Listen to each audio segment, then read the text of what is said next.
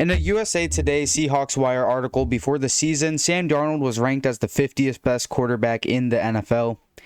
Now, the quarterback they ranked number 14, Geno Smith, their own team's QB, there's a legit argument that Sam Darnold might be better, but we're not here to argue if Darnold is better than Geno Smith. But he was ranked as the 50th best QB before the season. He was called terrible and a bust after his time with the Jets. He was said to be washed up and no good, but really he was never that filthy, so he couldn't get washed. But he has a kind of hopeless Vikings team after losing J.J. McCarthy, looking at a potential playoff spot. He's risen to the top after so much adversity, but really, how is this so? He spent time with a good head coach, Kevin O'Connell, and actually also Kyle Shanahan back in San Francisco.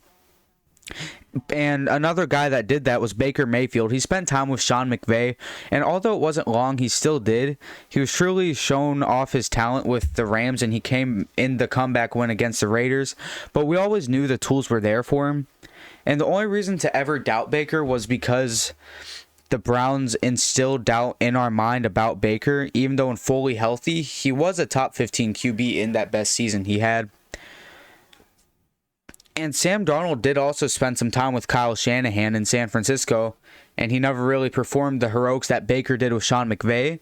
He was still in the system and had some chance to learn. With Darnold, though, he really never showed his talent in the NFL before this. And I think a lot of it for Darnold is really just the maturity. He's had so much time in the league.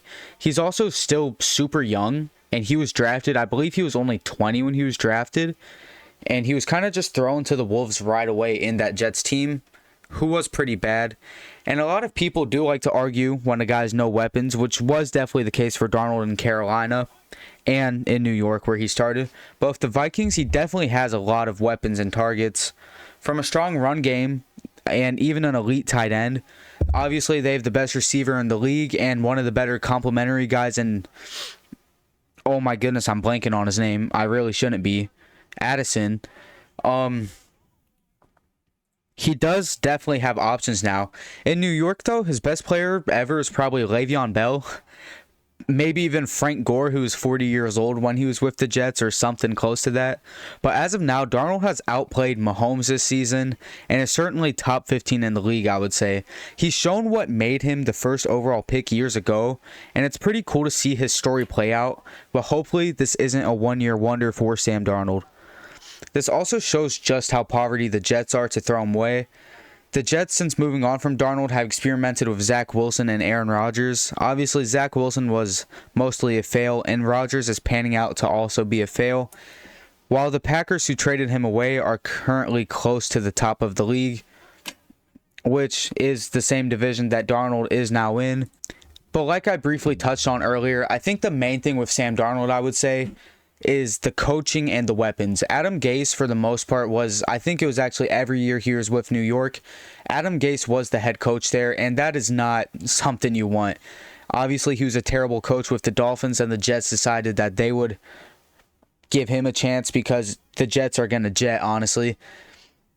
And just from no weapons with New York, but now he has a good coach in Minnesota. He has one of the better offenses in the league. The O-line's solid. I know they've recently lost Christian Darrisaw, but this isn't a bottom half O-line in the league.